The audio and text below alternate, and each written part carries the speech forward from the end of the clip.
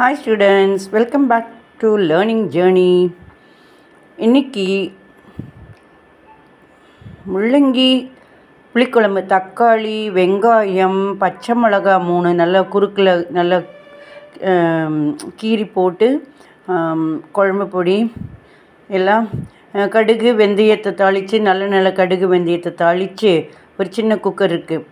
தாளித்த பிறகு தக்காளி வெங்காயம் வணக்கிட்டு கருவேப்பிலையெல்லாம் வணக்கிட்டு அப்புறம் வந்துட்டு இந்த முள்ளங்கியும் நல்லா வதக்கிட்டு அதுக்கப்புறம் புளி தண்ணியை ஊற்றி குழம்பு பொடியெல்லாம் போட்டு நல்ல குக்கரில் சத்தம் இது பண்ணி இறக்கிட்டேன்.